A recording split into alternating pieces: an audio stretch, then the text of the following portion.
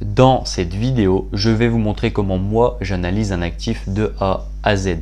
Bonjour à tous et j'espère que vous allez bien. Bienvenue à ceux qui viennent de rejoindre la chaîne YouTube et si le contenu de cette chaîne te plaît, je t'invite à t'abonner. Maintenant, nous allons appliquer les 5 étapes de la vidéo précédente. Si tu n'as pas encore vu la vidéo comment lancer un trade en 5 étapes, je t'invite à la voir. Et bien sûr, dans cette vidéo, je vais prendre des cas réels que j'ai postés sur mon profil TradingView. A tout de suite de l'autre côté. Alors, comment j'analyse un actif et par où je commence? Je commence d'abord sur la plus grande unité de temps pour identifier dans quel sens évolue mon marché. Cela peut être une tendance baissière, haussière ou un marché en consolidation. Ensuite, repérer d'éventuels supports et résistances pour marquer les zones d'offres importantes. Cette action doit être réalisée sur toutes les unités de temps où vous travaillez.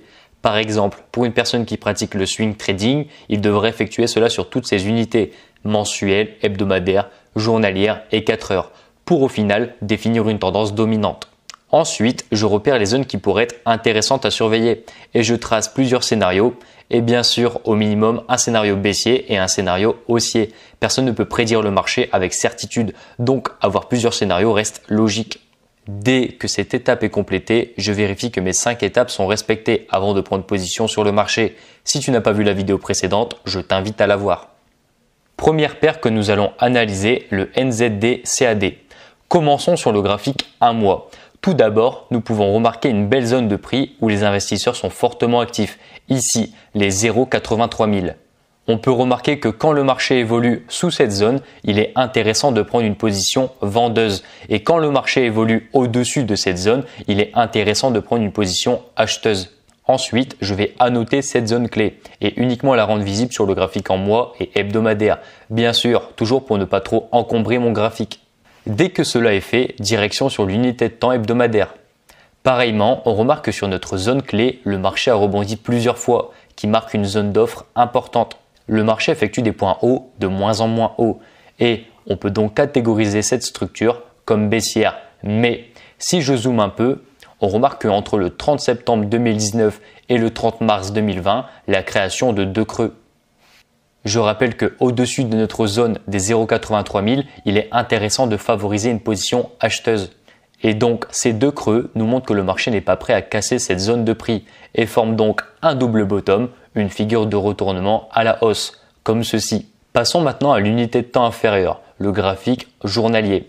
Sur cette unité de temps, nous allons pouvoir tracer une résistance qui marque la ligne de coup du double bottom.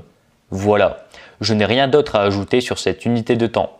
Direction le graphique en 4 heures. Sur le graphique en 4 heures, on confirme bien la tendance haussière. Ça, il n'y a pas de doute.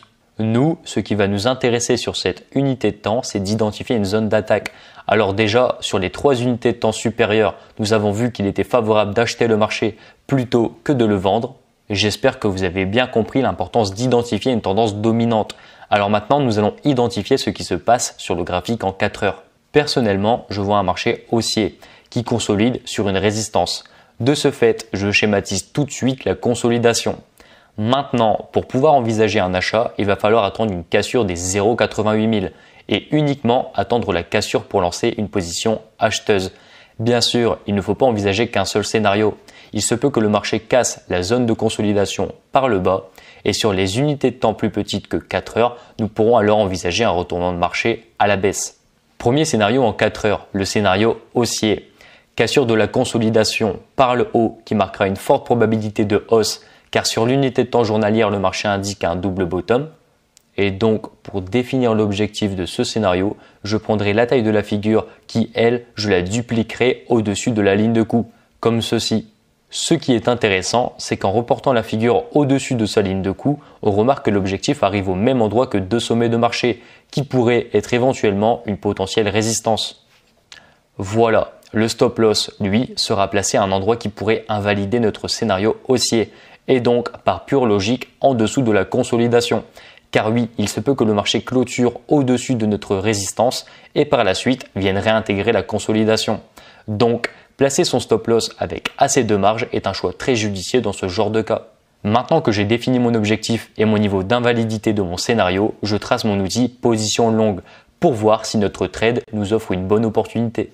Voilà, cette opportunité nous offre un ratio gain-perte de 3,40, ce qui est une très bonne opportunité.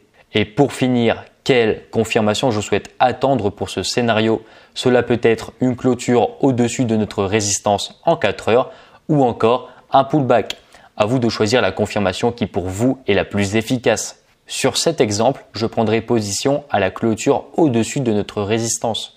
Deuxième scénario en 4 heures, le scénario baissier. Cassure de la consolidation par le bas qui marquera un potentiel retournement de tendance. Mon objectif pour ce scénario sera marqué par le chiffre rond 0,84 000 et mon stop loss sera configuré au-dessus de notre résistance, la résistance des 0,88 000. Maintenant, je vais placer mon outil position short pour vérifier que le trade nous offre une bonne opportunité.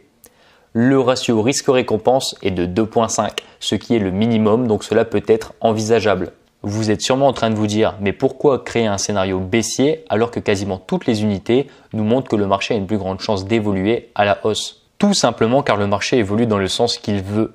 Il peut y avoir 100 indicateurs qui montrent que le marché va devenir haussier, mais par la suite partir à la baisse. C'est pour ça qu'il faut toujours envisager un scénario inverse et ne pas se focaliser uniquement sur une seule prévision.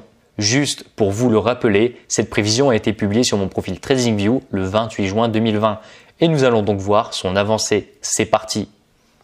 Le marché casse notre résistance et clôture avec 2 belles bougies haussières. Je peux donc vérifier si j'ai appliqué mes 5 étapes. Première étape, analysez et construisez-vous un plan d'attaque. Effectué. Deuxième étape, attendez que le marché vous donne raison et agissez en conséquence. Le marché a cassé notre zone de résistance comme attendu pour notre premier scénario. Et donc, le marché nous a donné raison. Nous sommes prêts à passer à l'étape suivante. Troisième étape, le marché nous donne-t-il une bonne opportunité? Oui, le marché nous offre un ratio récompense de 3,3. Quatrième étape, prendre position. Bien sûr, j'investis une somme d'argent qui respecte mon money management et je lance un ordre d'achat au marché. Cinquième étape, soyez patient et managez votre trade. Pour ce faire, nous pouvons déjà déplacer notre stop loss en dessous de notre résistance. Alors pourquoi ne pas l'avoir fait avant? Tout simplement pour éviter les fausses cassures et donc de ne pas perdre d'argent inutilement. Grâce à cette action, nous pouvons transformer une opportunité de 3,3 à une opportunité qui maintenant affiche un ratio risque-récompense de 5,5. Très intéressant. Et bien sûr, dès que vous ne croyez plus en votre scénario, coupez votre trade en bénéfice ou alors déplacez votre stop loss au point d'entrée. Personnellement, je suis sorti du trade avec 60 pips de profit. Car sur une plus petite unité de temps, le marché m'a signalé un potentiel retournement à la baisse. On regarde à ce niveau la création d'une figure en épaule tête épaule qui, elle, s'est confirmée. Et j'ai donc clôturé mon trade à la confirmation de la figure, c'est-à-dire ici. Et je suis donc sorti du trade avec 60 pips de profit. J'espère que cette analyse sur le NZD-CAD vous a plu et sans plus attendre, nous allons directement enchaîner sur une autre paire de devises. Deuxième paire de devises, le GBP-USD. De même, commençons par le graphique en un mois. En observant simplement l'évolution de l'actif, nous remarquons que le marché effectue des points bas de plus en plus bas et des points hauts de moins en moins hauts. Pour en conclure, le graphique un mois est baissier. Et personnellement, sur cette unité de temps, tant que le marché ne passera pas au-dessus des 1,45 000, cela restera baissier. Maintenant, direction le graphique hebdomadaire. Je remarque directement que j'ai la possibilité de tracer une ligne de tendance baissière en reliant chaque point haut, ce qui me confirme entre autres que le marché est aussi baissier. Mais je ne sais pas si vous le voyez, mais sur le bas du graphique, on observe une importante zone de support qui marque les 1,21 000. Je vais donc y tracer un support. J'en conclus donc que le marché est plutôt baissier, mais qu'il commence à consolider entre le support et la ligne de tendance, qui fait office de résistance. Bien sûr, n'oubliez pas d'annoter vos graphiques pour que celui-ci soit des plus compréhensibles. Dès que cela est fait, direction le graphique journalier. On aperçoit que sur la zone des 1,28 000, le marché est venu buter plusieurs fois, que ce soit en tant que support et résistance. Je vais donc directement réaliser un tracé pour montrer à quel point cette zone est importante. Sur cette même zone de prix, on remarque que le marché est venu rebondir dessus et a formé une belle structure en bougie japonaise. La première bougie est composée d'une petite taille avec une grande mèche, suivie d'une importante bougie baissière de plus de 100 pips. À ce moment-là, le marché montre qu'il n'est pas prêt de casser la zone des 1,28 000 et qu'il est donc favorable de partir à la vente sur cette unité de temps. Pour conclure, nos 3 unités de temps long terme nous indiquent qu'il est préférable de sélectionner une vente au marché. Passons maintenant à la dernière unité de temps, l'unité en 4 heures. Bien sûr, ce graphique est similaire au journalier, mais lui offre beaucoup plus de détails. On remarque que dans cette fourchette de prix, la zone des 1,25 000, le marché est venu rebondir à 2 reprises. La première fois, le marché a rebondi en formant un petit sommet. La deuxième fois, un sommet plus conséquent. Si le marché forme un troisième sommet, alors nous ferons face à une figure en épaule-tête-épaule. Et donc, nous, ce qui va nous intéresser, c'est la zone des 1,25 000 qui marque notre zone clé. Premier scénario en 4 heures, le scénario baissier. Cassure par le bas de la zone des 1,25 000 qui confirmerait la figure en épaule-tête-épaule.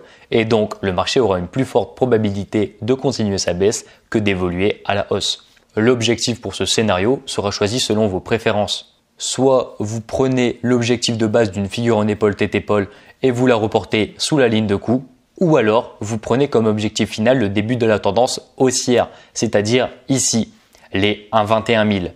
Maintenant, nous allons placer la zone d'invalidité, c'est-à-dire le stop loss. Nous le placerons avec assez de marge pour laisser respirer le marché, c'est-à-dire ici, juste au-dessus de la dernière bougie qui se trouve au-dessus de la ligne de coup. Et maintenant, pour valider le scénario, j'utilise mon outil position short pour valider ou non si le marché nous offre une bonne opportunité. Comme vous le voyez à l'écran, le marché m'offre un ratio risque-récompense de 3,15, ce qui se trouve est une très belle opportunité. Passons maintenant au deuxième scénario, le scénario haussier. Oui, il se peut que le marché évolue à la hausse, même si toutes les unités temps nous montrent que le marché est baissier. Le marché peut très bien rebondir sur les 1,25 000 pour ensuite traverser la résistance journalière et sur une unité de temps plus grande, inverser la tendance. Et donc, le scénario haussier sera uniquement valable si le marché casse par le haut les 1,28 000, bien sûr sur l'unité de temps en 4 heures. Et comme vous pouvez le voir, sur ce retournement de tendance, le marché n'offre pas véritablement de bon objectif. Que faire dans ce genre de cas? Soit prendre position à la clôture au-dessus des 1,28 000 ou alors attendre un pullback. Ensuite, placer son stop loss en dessous des 1,28 000 et laisser le trade évoluer. Surtout, n'oubliez pas de manager votre trade pour qu'il soit sécurisé le plus vite possible. Ou alors tout simplement, et je vous le conseille, passez sur une autre paire de devises. Ne cherchez pas à créer des opportunités, c'est le marché qui va vous en donner.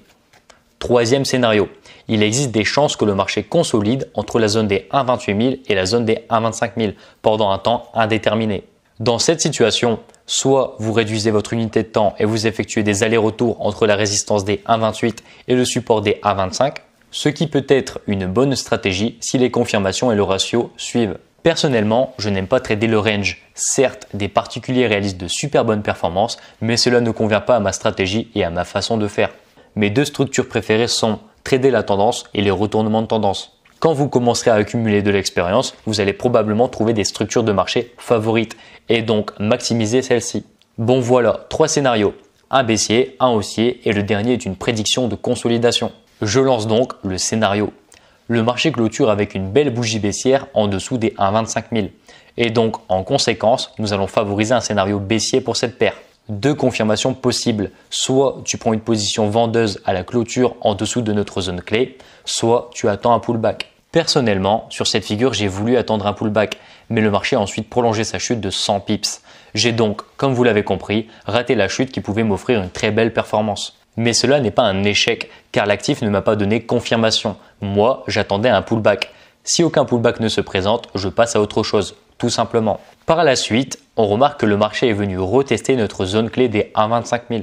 De ce fait, j'ai directement placé une alerte à 20 pips en dessous du support, qui lui est devenu une résistance. Et dès que mon alerte a été déclenchée et comme vous pouvez le voir sur le graphique, il y a une grosse bougie rouge qui montre que les vendeurs sont puissants. Ensuite, après la clôture de la grande bougie rouge, j'ai directement regardé si le marché m'offrait une bonne opportunité, ratio gain-perte. Voilà, mon ratio sur cette opportunité est de 3,20, ce qui est une très bonne opportunité. Comme toutes les étapes étaient respectées, je me suis positionné à la vente sur cette paire de devises et je vous laisse voir comment le marché a évolué. À votre avis, quand est-ce que je suis sorti du trade et pourquoi? Alors, je regardais quelques minutes ma position par jour et arrivé sur le niveau des 1,23 000, j'ai commencé à analyser comment mon trade allait réagir sur cette zone qui pourrait s'avérer être une zone de prix importante.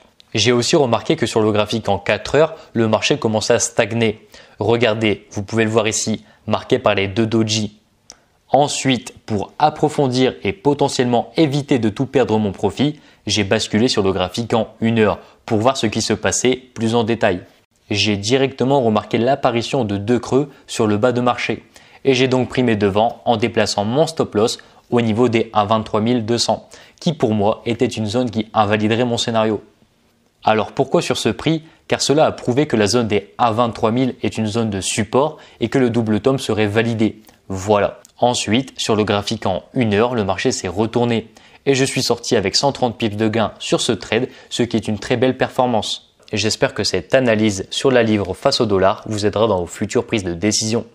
Conclusion, chaque actif présente des graphiques complètement différents. Chacun est propre à lui-même. Et donc, bien analyser votre actif est une étape indispensable pour réussir sur les marchés financiers. Et surtout, n'oubliez jamais d'utiliser les 5 étapes de confirmation avant de lancer un trade. Et pour finir, si tu aimes ma façon d'analyser un actif, je t'invite à me suivre sur mon profil TradingView où je poste régulièrement des analyses sur le Forex. Merci d'avoir regardé cette vidéo et je vous dis à bientôt.